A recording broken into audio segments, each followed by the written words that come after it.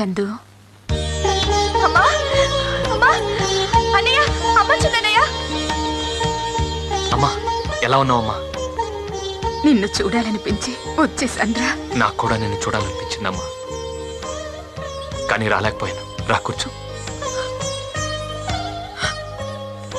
తమ్ముళ్ళు ఎలా ఉన్నారమ్మా? వాళ్ళకేంరా, నిన్ను పంపించేసి కళకళలాడుతున్న ఇంటిని క్లబ్బులా మార్చేశారు. నా కళ్ళ ముందే వాళ్ళు పాడైపోతుంటే చూస్తూ ఉండడం తప్ప నేనేమీ చేయలేకపోతున్నాను. వదిలే వాళ్ళనింక వదిలే. నేను వదులుకొని వచ్చింది ఆస్తినే కానీ అమ్మని తమ్ముళ్ళని కాదు. వాళ్ళు బాగుపడాలని నేను కొట్టిన దెబ్బలు వాళ్ళ శరీరానికి కాక మనసుకు తగిలాయమ్మా. అందుకే వాళ్ళకి నా మీద ప్రేమ గౌరవానికి బదులు భయం కోపం పెరిగాయి. వాళ్ళు మారుతారమ్మా, జాగ్రత్తగా చూసుకో. నేనింకా ఇంటికి వెళ్ళండ్రా, ఇక్కడ నీతోనే ఉంటాను. వద్దమ్మా, నువ్వు అక్కడే ఉండాలి. నేను లేక నువ్వు లేకపోతే అడిగేవాళ్ళు లేక వాళ్ళు ఇంకా పాడైపోతారు. అర్థం చేసుకోమ్మా. నమస్కారం అమ్మా. ఏంటి అందరూ ఇలా వచ్చారు? సెకండ్ షిఫ్ట్కి వెళ్ళలేదా? షిఫ్ట్లు మార్చినంత ఈజీగా మిమ్మల్ని మార్చేస్తారని మేము అనుకోలేదు సార్. లక్ష్మి గారే ఎండీగా ఉండాలని మీ పిల్లలకి మీరైనా చెప్పండమ్మా. పిల్లలా?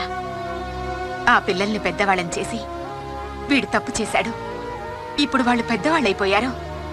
పెద్దవాళ్లను కూడా లెక్క చేయనంత పెద్దవాళ్ళైపోయారు. నువ్వు ఊరుకోమ్మా, ఇవన్నీ తర్వాత మాట్లాడుకుందాం. వదిలేండి. లేదు సార్, మిమ్మల్ని మళ్ళీ ఎండీ చేయకపోతే మేము స్ట్రైక్ చేస్తాం. కంపెనీ మూతపడేలా చేస్తాం. చూడండి, వ్యక్తి కోసం వ్యవస్థని, సాటి మనిషి కోసం సంస్థని పాడు చేయకూడదు. అలా అని వదిలేస్తే వాళ్ళు ఇంకా నాశనం చేసేస్తారు. ఆల్రెడీ మీరు వర్కర్స్ కోసం అలాట్ చేసిన స్థలాన్ని వాళ్ళు అమ్మడానికి ట్రై చేస్తున్నారు. శైలు, అన్ని సమస్యలు అవే సర్దుకుంటాయి. అమ్మ నువ్వు బయలుదేరమ్మా.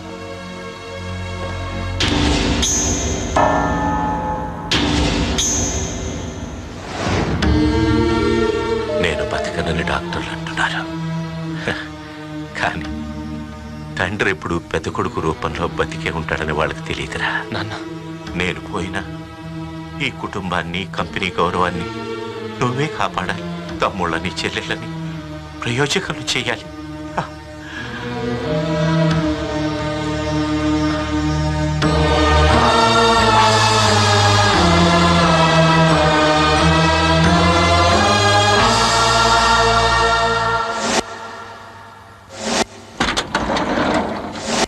ఈ స్థలం అమ్మడానికి మేము ఒప్పుకోం.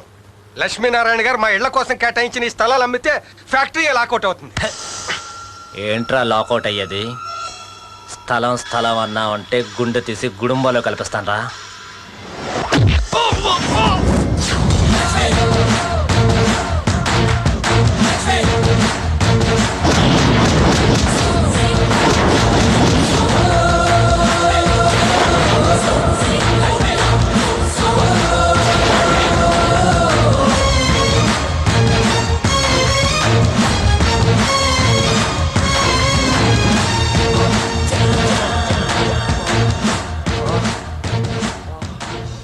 ఎవర్రా ఈ స్థలాన్ని కొనడానికి వచ్చింది?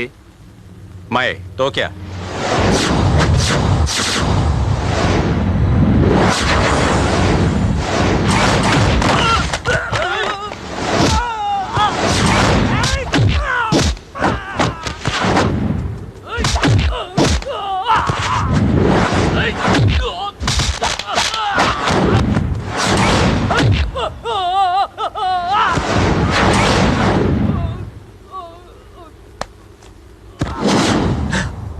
హలో,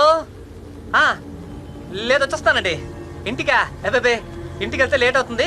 డైరెక్ట్గా స్టేషన్ నుంచి సీమకు వచ్చేస్తానండి. ఈ సిటీలో మనకు పనే ఉందండి. మన పని మనం చేయనిస్తే కదా. ఎవర్రా ఈ స్థలాన్ని అమ్మాలని చూసింది? ఎవర్రా?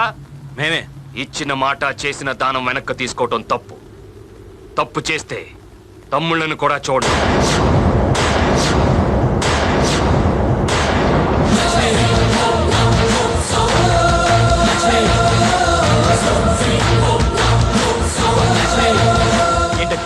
ఏం మాట్లాడకుండా అలా వదిలేశారు?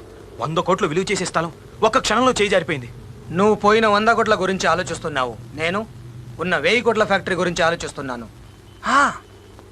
ఈ స్థలాన్ని మనం కామ్గా వదిలేయడం వల్ల వాడు కామ్గా వెళ్ళిపోయాడు. ఇక ఫ్యాక్టరీకి రాడు.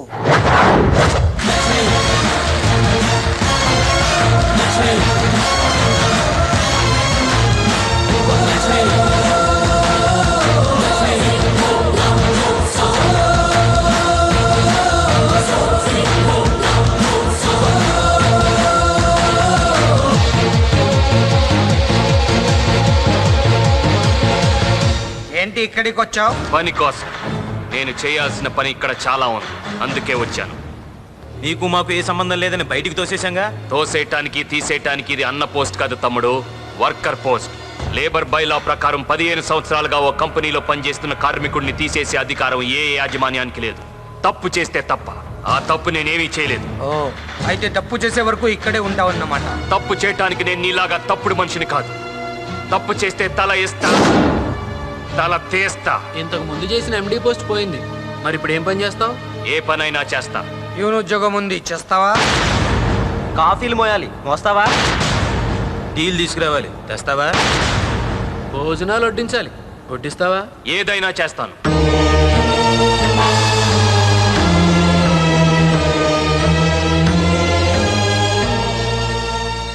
యాస్ట్రే తీసుకురా. చిన్నబాబు యాస్ట్రిద్దామంటున్నారు, వినపట్లా? వెళ్ళు.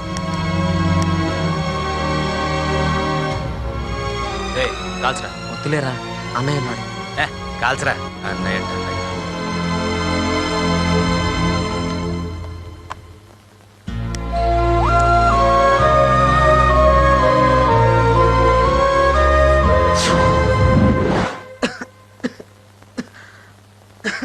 నా మీద కోపంతో మీ ఆరోగ్యం పాడు చేసుకోవద్దు.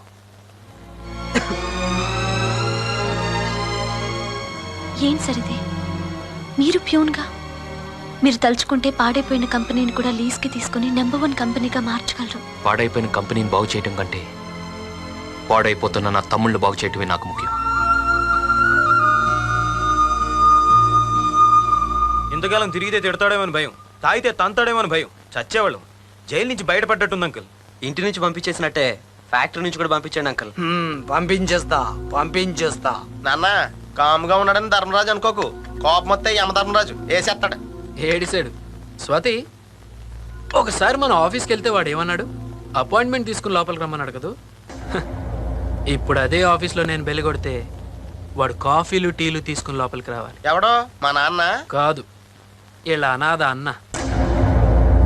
అమ్మా, ఏంటమ్మా అన్నయ్యని వీళ్ళు పొమ్మని గెంటేసినా ఇంకా తమ్ముళ్ళని వీళ్ళనే పట్టుకుని వేలాడుతున్నాడు. ఏ తను లేకపోతే వీళ్ళకి బతకడం తెలీదా? బిజినెస్ చేసుకోవడం తెలీదా?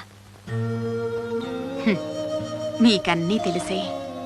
వాడే పిచ్చోడు. వాడికి బాధల్ని పంచుకోవడం, బంధాల్ని పెంచుకోవడం మాత్రమే తెలుసు. మీలాగా తెంచుకోవడం తెలీదు.